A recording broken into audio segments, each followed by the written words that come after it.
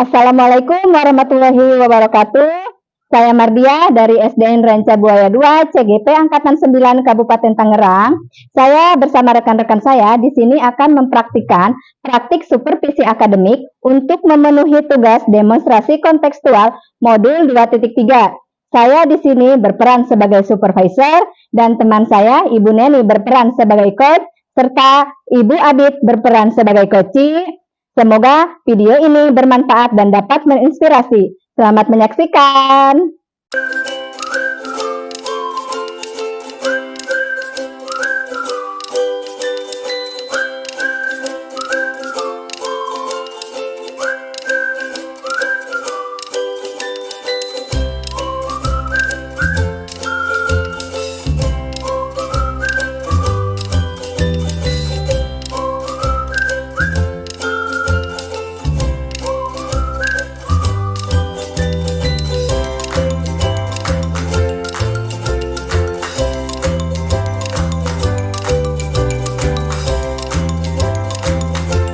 Assalamualaikum Ibu Neni. Waalaikumsalam Bu Mat. Bagaimana nih kabarnya hari ini? Alhamdulillah baik Ibu, baik banget hari ini. Terlihat sekali ya dari semangat senyum Ibu yang menawan gitu. Pastinya baik-baik saja. Alhamdulillah baik sekali. Oke, alhamdulillah sekali ya Bu ya. Baik Bu, sebelum mengawali proses coaching yang akan Ibu lakukan, nah sebagai awal di sini saya akan mengajukan beberapa pertanyaan. Yang pertama adalah proses coaching Ibu itu apakah sudah sesuai dengan alutsista yang Ibu lakukan, di mana ada tujuan, identifikasi, rencana aksi dan juga tanggung jawab. Terus selanjutnya saya juga di sini akan mendiskusikan tentang rubrik ya, rubrik penilaian kita. Nah, seperti yang sudah saya bilang dari awal tadi, apakah proses coaching Ibu itu sesuai alutsista, ya kan? Terus apakah nanti proses coaching yang Ibu lakukan itu sudah disesuaikan dengan prinsip coaching, yaitu di mana diantaranya adalah kemitraan, proses kreatif, dan juga memaksimalkan potensi ya Bu ya. Nah, semoga nanti pada proses coaching yang Ibu lakukan itu semua terlihat gitu ya, alur ceritanya terlihat dan juga prinsip dari coachingnya juga terlihat. Baiklah, mungkin langsung aja ke pertanyaan yang pertama ya Bu Neni ya. Jadi pertanyaan pertama di sini, kompetensi apa yang Ibu ingin kembangkan pada kegiatan coaching Ibu nanti? Baik Ibu, pada kegiatan coaching nanti saya ingin mengembangkan kompetensi yaitu mengajukan pertanyaan berbobot Bu, seperti itu. Oke, baik. Terus kira-kira bagian mana nanti yang ingin yang ingin saya amati untuk Ibu? Tadi kan Ibu bilang Ibu itu ingin mengembangkan kompetensi mengajukan pertanyaan yang berbobot. Nah, nanti pada proses coaching itu bagian mana yang ingin saya amati? Baik, karena saya ingin mengembangkan kompetensi mengajukan pertanyaan berbobot, jadi saya harap Ibu bisa mengamati saya dalam mengajukan pertanyaan berbobot seperti itu Bu. Oke, baik. Jadi pada saat nanti proses coaching yang Ibu lakukan bersama coach Ibu di bagian mengajukan pertanyaan berbobotlah, mungkin di situ saya harus lebih fokus ya untuk mengamati proses coaching yang Ibu lakukan nanti. Oke, baik. Nah, selanjutnya pertanyaan ketiga ya Bu, bagaimana penilaian Ibu sendiri terhadap apa yang akan Ibu kembangkan ini? Baik, saya merasa belum cukup menguasai Bu dalam membuat pertanyaan berbobot ini. Jadi sepertinya kompetensi saya ini masih belum cukup Bu. Jadi ingin saya tingkatkan lagi. Oke, baik. Jadi di bagian tersebut ya, di bagian kompetensi mengajukan pertanyaan berbobot lah yang ingin Ibu kembangkan dan ingin saya lebih fokus amati karena Ibu merasa Ibu belum sepenuhnya mampu untuk mengajukan pertanyaan berbobot pada proses coaching. Ya, betul itu Bu. Oke, baik. Pertanyaan terakhir ya Bu ya. Nah, pertanyaan nomor 4 di sini, apa harapan Ibu dari observasi yang akan kita lakukan bersama? Saya berharap saya sebagai coach ya dapat mengajukan pertanyaan berbobot, dapat meningkatkan kemampuan saya itu dalam mengajukan pertanyaan berbobot kepada coach saya, sehingga coach saya itu dapat menemukan solusinya sendiri dalam mengatasi masalahnya gitu. Jadi saya dapat mengajukan pertanyaan-pertanyaan yang berbobot sehingga dia sendiri mengajukan tanpa saya kasih saran seperti itu, Bu. Oke, baik. Jadi Ibu itu ingin meningkatkan pada tahapan mengajukan pertanyaan berbobot ya Bu ya, agar coach Ibu itu dapat menemukan masalahnya dan tanpa Ibu tanya tadi Ibu bilang ya. Oke, baik. Sangat bagus sekali ya Bu ya, dan sepertinya Ibu memang bersemangat gitu ya untuk melakukan coaching nanti bersama coach Ibu. Mohon maaf, nanti coachingnya siapa ya Bu? Ibu Abid. Oh, oke. Berarti nanti Ibu akan melakukan proses coaching ini bersama Ibu Abid sebagai coaching. Oke. Kira-kira ada pertanyaan lain sebelum Ibu melakukan proses coaching? Tidak ada Bu, sebenarnya cukup. Oh, cukup. Oke, baik-baik. Kalau begitu, karena tadi tidak ada pertanyaan, mungkin cukup supervisi kali ini ya, di mana nanti Ibu akan melakukan proses coaching bersama coach Ibu Abid. Semoga nanti proses coachingnya lancar ya Bu ya. Nah, nanti saya akan mengamati proses coaching yang Ibu lakukan bersama Ibu Abid sebagai coaching, dan setelah proses coaching selesai, maka nanti saya juga akan menyampaikan gitu hasil pengamatan saya di pasca supervisi ya. Jadi nanti kita akan bertemu kembali di pasca supervisi ya. Jadi saya nanti akan menyampaikan hasil pengamatan saya di pasca supervisi nanti. Gitu baik, ya Bu. Baik Ibu, terima kasih sebelumnya ya. Oke, baik. Baiklah, silakan Ibu melakukan proses coachingnya. Semoga proses coachingnya itu berjalan dengan lancar. Terima kasih Ibu, sama-sama. Assalamualaikum Bu Neni. Waalaikumsalam Bu Abid. Ya, silakan duduk Bu Abid. Ya, terima kasih Bu Neni. Gimana kabarnya Bu? Alhamdulillah baik. Gimana kabar Bu Abid sendiri? Alhamdulillah baik. Ya, alhamdulillah. Ibu boleh minta waktunya sebentar Bu? Saya mau curhat. Boleh sekali. Ada yang bisa saya bantu Bu Abid? Ya, saya akhir-akhir ini Bu Neni, saya merasa lelah Bu sama murid-murid saya, karena murid-murid saya seperti tidak mendengar apa yang saya arahkan ketika belajar bersama saya Bu. Baik, jadi Bu Abid merasa lelah karena murid-murid Bu Abid tidak mendengar atas apa yang Bu Abid sampaikan, seperti itu. Terus apa nih yang Ibu harapkan dari obrolan kita hari ini? Nah, saya berharap saya ketemu sama Ibu, setelah ngobrol gitu ya, saya menemukan solusi apa yang harus saya lakukan terhadap murid-murid saya itu. Jadi saya pun merasa nyaman gitu ya ketika belajar, dan murid-murid pun bisa mencapai target tujuan pembelajaran saya. Baik, jadi Bu Abid menghadapkan solusi dari permasalahan yang Ibu hadapi, kemudian murid nyaman saat pembelajaran, Ibu juga nyaman saat mengajar, dan murid juga mencapai tujuan pembelajaran. Seperti itu ya Bu ya? Iya betul Ibu. Baik, sekarang coba Ibu tolong ceritakan kepada saya apa yang Ibu rasakan saat ini. Ya, menyambung obrolan yang di awal tadi Bu, saya kan bilang kalau murid saya itu seperti tidak mendengar. Jadi ketika saya mengajarkan satu konsep yang harus itu menggunakan komputer di lab komputer, nah saya itu merasa kesulitan untuk mengawasi murid-murid saya yang duduk jauh dari jangkauan saya gitu Bu. Khususnya itu yang area pojok-pojok dekat yang ketutupan lah dari jangkauan pandangan saya, kayak gitu Bu. Baik, jadi Ibu merasa kesulitan dalam mengawasi murid-murid tersebut karena memang dalam satu ruangan itu, apalagi yang cukup luas ya, apalagi anak-anak biasanya suka cari tempat yang pojok-pojok seperti itu, jadi yang di luar jangkauan pandangan kita tidak terawasi sama kita ya Bu ya, seperti itu. Nah, lalu kira-kira apa penyebab murid-murid tidak fokus dan di luar jangkauan kita seperti itu Bu? Nah, sebenarnya kan lab komputer di sekolah kita ini bukan komputer gurunya itu sudah terintegrasi dengan komputer murid-murid.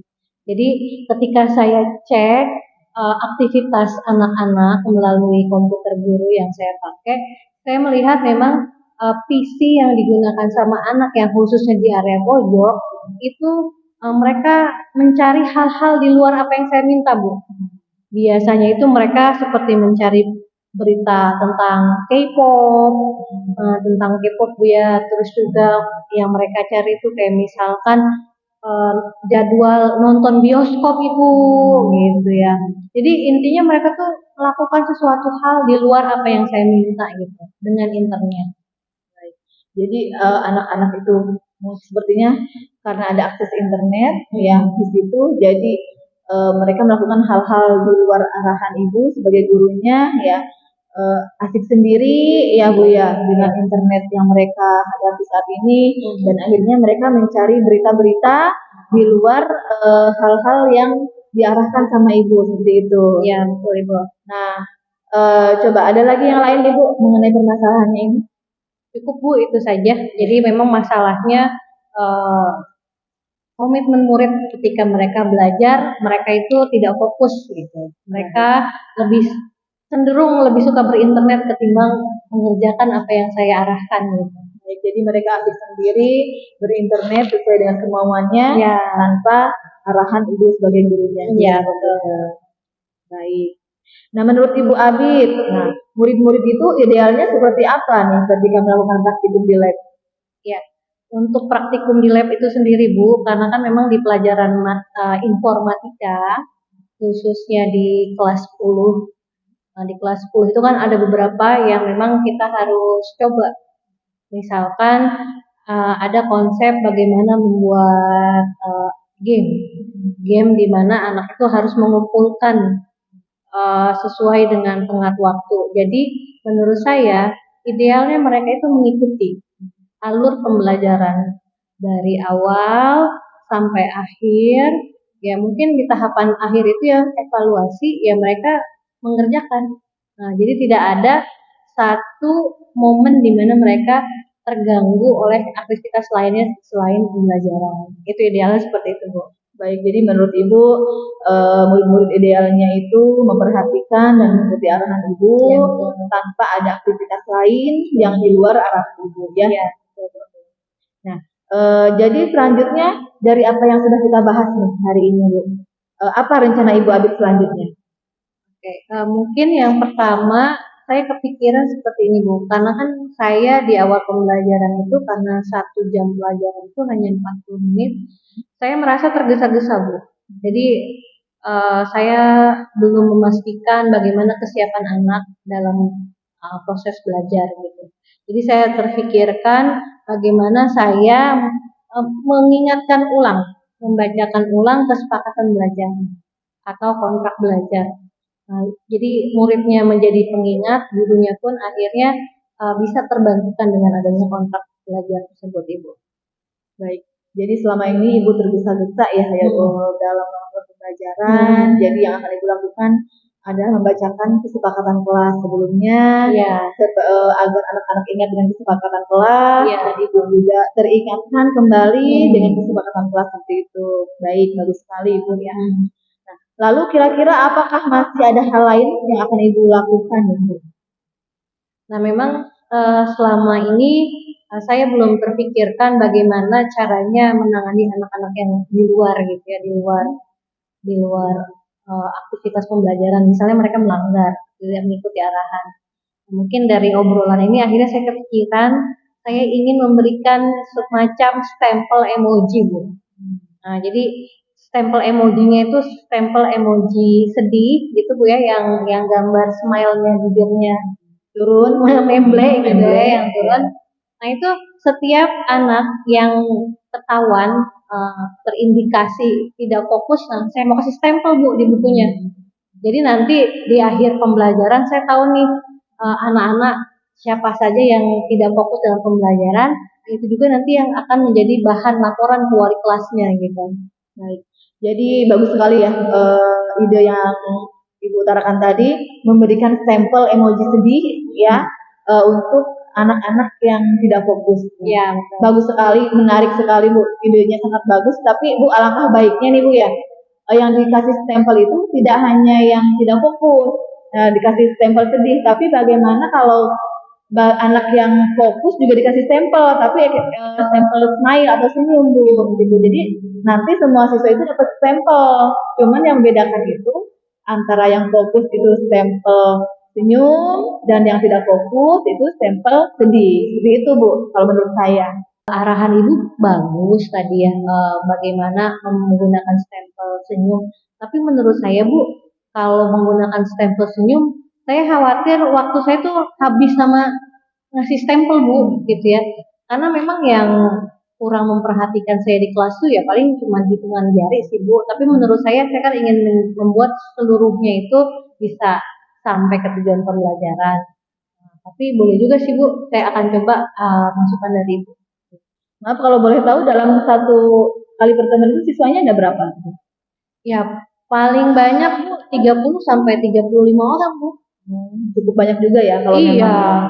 memang siswa dikasih stempel ya. Iya. Tapi itu hanya saran ya, Ibu boleh laksanakan atau boleh tidak. Itu hanya saran dari saya ya Bu ya. Itu untuk pelaksanaannya sesuai kondisi aja, disesuaikan dengan kondisi. Baik Bu Abid. Nah, lalu untuk selanjutnya komitmen apa nih yang akan Ibu Abid lakukan untuk menjalankan rencana tersebut? Untuk menjalankan rencana yang sudah saya utarakan ke Ibu, sama Bu. Jadi rencananya saya berkomitmen untuk konsisten membacakan kesepakatan kelas atau kontrak belajar. Nah, yang kedua, saya juga berkomitmen untuk konsisten memberikan stempel emoji senyum untuk yang fokus ketika belajar, sama yang sedih untuk murid-murid yang tidak fokus ketika belajar. Baik, jadi komitmen Ibu yang pertama membacakan kesepakatan kelas di awal pembelajaran, kemudian yang kedua memberikan emoji sedih bagi yang tidak fokus dan memberikan emoji senang atau senyum bagi siswa yang fokus. Seperti itu ya Bu ya? Iya betul. Selanjutnya, kapan Ibu kira-kira akan dimulainya dilaksanakan rencana ini? Nah, untuk komitmen yang pertama itu insya Allah sesegera mungkin Ibu, karena kan tidak membutuhkan waktu banyak dan juga kan perencanaannya juga hanya dimulai dari diri saya aja. Yang kedua, untuk komitmen yang memberikan stempel emoji senyum dan sedih, saya butuh waktu Bu, karena kan saya harus membeli dulu, memesan dulu. Nah, kira-kira minggu depan lah Bu, baru bisa dilaksanakan. Baik, jadi sesegera mungkin ya. Namun untuk emoji itu memang butuh waktu, harus pesan dulu, bikin dulu, baru minggu depan ya. Semoga berjalan ya. Amin. Nah, selanjutnya nih Bu, dukungan apa nih yang kira-kira Ibu Abid butuhkan untuk melaksanakan rencana ini Bu? Nah, untuk yang poin pertama, saya pikir saya butuh dukungan dari kepala sekolah. Karena kepala sekolah nanti yang menjadi lampu hijau lah buat saya kira-kira apa yang saya laksanakan ini bertentangan atau tidak sama apa yang kita yakini di sekolah gitu ya, peraturan sekolah. Terutama yang emoji Bu. Saya khawatir malah ketika saya memberikan stempel emoji itu akhirnya saya mengkategorikan anak gitu. Nah, saya khawatir itu mulai dari anak. Nah, yang kedua dari rekan sejawat. Nah, saya mungkin butuh dukungan dari mereka, berdiskusi lebih lanjut dengan mereka. Siapa tahu mereka punya kendala yang sama. Nah, saya mau tahu apa yang mereka lakukan untuk menghadapi masalah yang saya hadapi kayak gini. Terus yang terakhir ya murid-murid, saya harapkan murid-murid saya nanti bisa sama-sama saling mengisi. Sayanya sudah mempersiapkan dan mereka pun bisa mengikuti dengan baik pembelajaran yang saya lakukan. Baik, jadi dukungan yang Ibu butuhkan yang pertama dari kepala sekolah sebagai pemangku kebijakan ya, karena memang beliaulah yang punya aturan ya. Khawatir tadi kata Ibu sebutkan tadi bertentangan dengan kebijakan sekolah. Kemudian rekan sejawat itu juga diperlukan karena memang perangkat sejawat ini tempat kita sharing ya. Mungkin saja kita bisa berbagi pengalaman dengan guru-guru rekan kita ya. Yang selanjutnya dukungan dari murid-murid seperti itu ya. Ya, betul Ibu. Baik, saya sangat mendukung rencana Ibu Abid. Semoga berjalan dengan lancar sesuai rencana. Nanti selanjutnya kita bertemu lagi ya Ibu setelah Ibu melakukan rencana tersebut dan saya ingin tahu bagaimana progresnya dari rencana Ibu tersebut. Baik Ibu, terima kasih atas waktu yang sudah diberikan. Saya akhirnya menemukan bagaimana saya harus memperbaiki, menemukan solusi atas permasalahan saya. Tentu nanti saya akan berbagi lagi sama Ibu progresnya kayak gimana. Saya juga mohon izin waktunya Ibu. Nanti saya mau bertemu kembali, menceritakan hal-hal apa saja yang sudah baik gitu ya. Baik, baik, terima kasih Ibu Abid. Nanti saya tunggu ya Bu Abid proses ke depannya. Ya, terima kasih banyak Ibu Neni. Ya, sama-sama. Mohon pamit ya. Ya, Belajar lagi ya. Terima kasih banyak. Ibu mohon pamit. Assalamualaikum. Waalaikumsalam. Oke, baiklah Ibu Neni. Gimana proses coachingnya? Sudah selesai ya? Sudah Bu, alhamdulillah lancar. Gimana perasaannya setelah melakukan proses coaching? Plong Bu rasanya, senang, lega gitu kita melakukan proses coaching dengan coach saya. Oke, senang dan lega ya pastinya. Baik, pasti ada hal-hal menarik pada saat proses coaching terjadi kan? Iya, betul. Baiklah, di sini sebelumnya kan saya sudah menyampaikan, tadi saya sudah melakukan pengamatan pada proses coaching yang Ibu lakukan. Nah, selanjutnya di sini saya akan menyampaikan di pasca supervisi ini saya akan mengajukan beberapa pertanyaan kepada Ibu Neni berkaitan dengan proses coaching yang tadi sudah Ibu Neni lakukan bersama coach Ibu yaitu Ibu Abid ya. Baik, langsung saja ya Bu Neni ya ke pertanyaan yang pertama. Bagaimana Ibu menilai diri Ibu sendiri performa dalam kompetensi tadi? Baik, setelah saya melakukan coaching tadi bersama Ibu Abid ya, saya merasa menurut saya sudah cukup baik Bu, karena coaching yang saya lakukan itu sudah mengikuti alur Tirta, di mana tadi saya sudah ada tujuan, ada identifikasi, ada rencana aksi, dan sudah ada tanggung jawab seperti itu. Oke, baik. Kalau misalkan Ibu menilai, kalau menurut Ibu tadi sudah melakukan proses coaching dengan cukup baik karena misalkan sudah sesuai alur Tirta. Memang menurut pengamatan saya juga tadi Ibu Neni itu melakukan proses coaching memang sudah sesuai dengan alur Tirta, sesuai dengan standar yang kita rujuk, ya di mana alur Tirta tersebut meliputi tujuan, identifikasi, rencana aksi, dan juga tanggung jawab. Nah, itu semua sudah terlihat di proses coaching yang Ibu Neni lakukan bersama coachingnya. Nah, baik, pertanyaan yang selanjutnya, Bu Neni, apa yang membuat Ibu Neni itu menilai demikian? Baik Ibu, saya mengatakan demikian karena saya merasa sudah mengajukan pertanyaan yang berbobot Bu, buat coach saya, sehingga dalam identifikasi tadi saya sudah menggali beberapa solusi dari coach saya, sehingga coach saya menemukan sendiri solusinya untuk mengatasi permasalahannya itu Bu.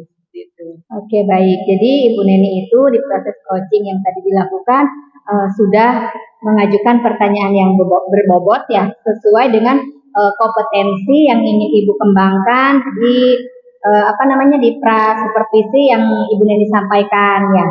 Baiklah. Nah, kira-kira boleh nggak saya ini menyampaikan hasil pengamatan saya lebih lanjut kepada terkait dengan coaching yang Ibu lakukan? Boleh sekali Ibu, karena tadi kan hanya menurut penilaian saya ya. Karena kalau menilai itu kan lebih baik dinilai sama orang lain supaya saya mengetahui kekurangan saya di mana Bu, seperti itu. Oke, baik. Nah, jadi di sini menurut hasil pengamatan saya terhadap proses coaching yang Ibu Neni lakukan, jadi selama proses coaching saya juga menilai ya bahwa Ibu Neni itu melaksanakan proses coaching tersebut itu sudah cukup baik ya, sesuai dengan yang Ibu rasakan, yang Ibu sampaikan tadi, di mana proses coaching yang Ibu lakukan itu sudah sesuai dengan alur Tirta ya, di mana ada tujuan di situ juga terlihat, terus ada identifikasi, rencana aksinya juga sangat jelas ya, terus juga ada tanggung jawab yang diinginkan atau ingin dilakukan oleh si coach ya kan. Terus dalam proses coaching yang Ibu Neni lakukan juga sudah sesuai dengan prinsip coaching ya. Baik, selanjutnya saya mengamati tadi pada saat identifikasi Bu Neni ya. Walaupun misalkan Ibu Neni kan tadi katanya sudah cukup bagus gitu. Tetapi dari hasil pengamatan saya melihat pada saat identifikasi Ibu Neni itu sudah mengajukan pertanyaan yang berbobot, di mana ibu sudah sesuai dengan standar yang kita rujuk pada saat prasupervisi ya, yang sudah kita laksanakan sebelum proses coaching. Nah, selanjutnya saya itu sangat senang sekali gitu ya mendengar hasil pengamatan Ibu Neni terkait kompetensi yang ingin ditingkatkan. Nah, kira-kira bagaimana nih menurut pendapat Ibu mendengar hal yang sudah saya sampaikan tadi? Baik, terima kasih Ibu sebelumnya atas penilaiannya.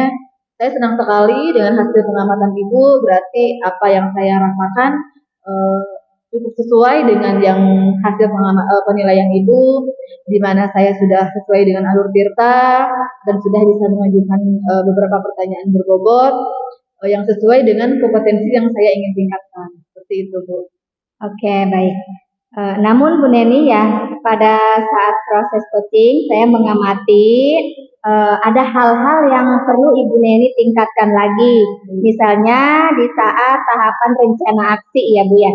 Jadi saya mengamati Ibu pada saat rencana aksi itu memberikan saran kepada si coach.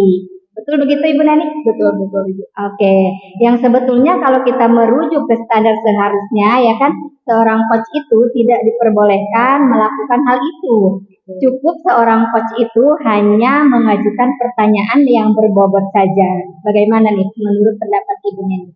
Ya, betul sekali Ibu. Tadi saya memberikan saran kepada coach saya karena saya terlalu bersemangat Ibu mendengarkan coach saya menggali solusinya. Saya senang, merasa senang dengan coach saya tuh dapat menemukan solusinya sendiri gitu ya Bu. Sehingga dengan refleks saya menambahkan saran terhadap solusi dari coach saya itu dan saya lupa bahwa hal itu tidak boleh dilakukan ya sebenarnya. Itu Bu. Oke, baiklah. Jadi itu semua terjadi tanpa disadari ya Bu Neni ya. Saking terlalu semangatnya meng-coaching gitu kan. Oke, baik. Tidak apa-apa Bu Neni karena kan setiap orang juga pasti pernah melakukan kesalahan ya. Nah, yang lebih baiknya kita segera sadar dari kesalahan itu dan mau memperbaiki kesalahan yang kita lakukan tersebut. Betul begitu ya Bu Neni ya? Oke, baiklah. Mulai sekarang yuk kita sama-sama ya Bu Neni ya belajar untuk menjadi coach yang baik. Biarkan si coach itu menggali sendiri, menemukan sendiri solusinya ya kan dari permasalahan yang dia utarakan ya kan. Sedangkan kita itu sebagai coach hanya cukup mengajukan pertanyaan yang berbobot saja ya. Gitu. Baik Ibu. Oke, nah baik dari diskusi kita ini apa yang sudah terbayang ya akan Ibu Neni lakukan untuk meningkatkan performa mengajukan pertanyaan berbobot tanpa memberikan saran?